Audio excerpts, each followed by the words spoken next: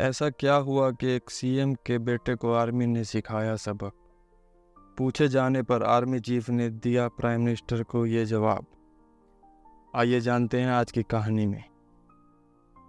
Real story Hindi में आपका बहुत बहुत स्वागत है।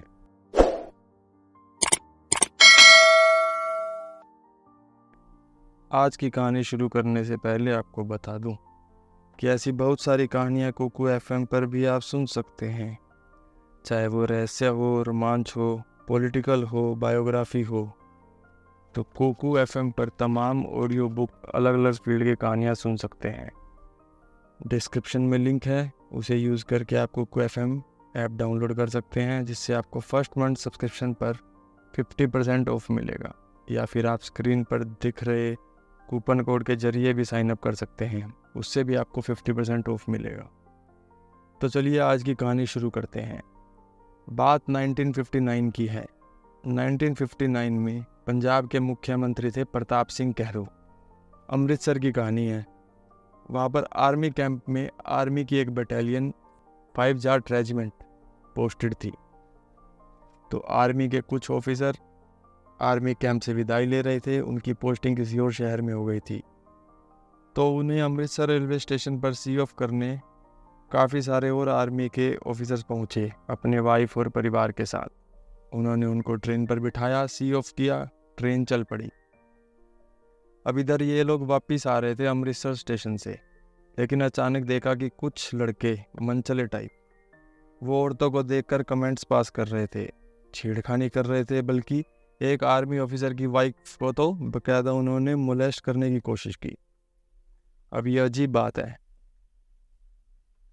क्योंकि उसमें से कुछ आर्मी ऑफिसर वर्दी में भी थे, फिर भी वो मंचले ऐसी हरकत कर रहे थे। फिर आर्मी वालों को गुस्सा आया और वो बोले कि अब इन्हें सबक सिखाएंगे, इन्हें ऐसे तो नहीं जाने देंगे।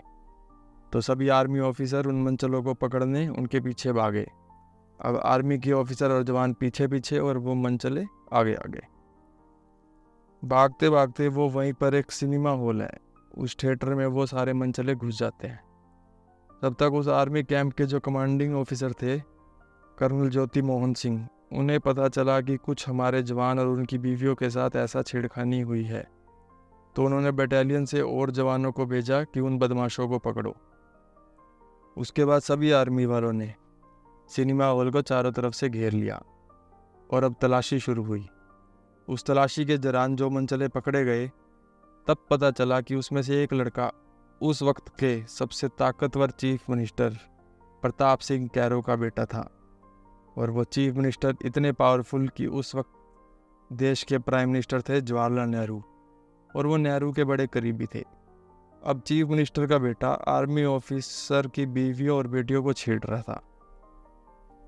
अब पकड़कर उस सिनेमा हॉल से ये लोग आर्मी कैंप में उन्हें ले आते हैं और वहाँ उनकी अच्छी खातिरदारी करते हैं, अपना हिसाब बराबर करते हैं। अब ये बात सुबह सुबह सीएम ऑफिस में पहुंच जाती है कि उनका बेटा लौटा नहीं, घर पर भी नहीं आया।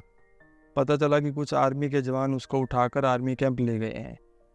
अब चीफ मिनिस्टर प्रताप सिंह कैरो ताकतवर इंसान, उन्हें पता चला। अब वो सुबह सुबह आर्मी कैंप पहुंचते हैं।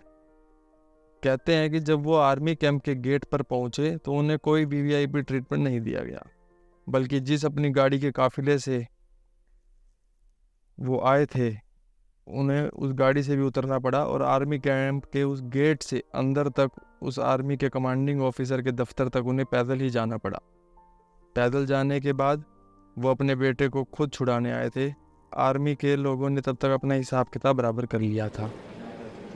अब ये बात बाद में मीडिया में आ गई। एक सीएम के बेटे को छेड़खानी के जुर्म में कुछ आर्मी ऑफिसर ने आर्मी कैंप में रखा हुआ है, उन्हें पीटा मारा। अब इसके बाद ये मामला लोकसभा में उठा, प्रधानमंत्री जवाहरलाल नेहरू तक ये बात पहुंची। अब प्रधानमंत्री जवाहरलाल नेहरू ने इस इंसिडेंट के बाद जवाब मांगा, और कमाल देखिए कि जवाब उन्हें मांगना चाहिए था पंजाब के सीएम प्रताप सिंह कैरो से, कि आप जिस जिम्मेदार पद पर हैं और आपका बेटा इतनी गैर जिम्मेदार हरकत कर रहा है, औरतों को छेड़ रहा है, और आप उसे खुद छुड़ाने के लिए आर्मी कैंप पहुंच गए। लेकिन प्रधानमंत्री जवाहरलाल नेहरू ने उस वक्त जवाब चीफ मिनिस्टर से नहीं मांगा, उन्होंने जवाब मांगा उस वक्त के आर्मी चीफ से। और उस वक्त के जो आर्मी चीफ थे जनरल थिमैया, एक निहायत इज्जतदार जिनका एक औरा था। तो प्रधानमंत्री जवाहरलाल नेहरू ने उनसे जवाब पूछा कि ये क्या है, आपके लोगों ने, आपके अफसरों ने ऐसा क्यों किया, क्यों उठाकर ले गए, क्यों कानून अपने हाथ में लिया। इस पे जनरल थिमैया ने प्रधानमंत्री जवाहरलाल नेहरू को जवाब दिया। वो जवाब एक इतिहास बन गया। उन्होंने जवाब इंग्लिश में दिया था। उन्होंने कहा, if we cannot defend honour of our women, how can you expect us to defend the honour of our country. अगर हम हमारी महिलाओं की इज्जत की हिफाजत नहीं कर सकते तो फिर आप हमसे कैसे उम्मीद कर सकते हैं कि हम अपने देश की इज्जत की हिफाजत करेंगे। ये जवाब था। इसके बाद ये मामला ख़त्म हो गया और ये जवाब एक नज़ीर बन गया।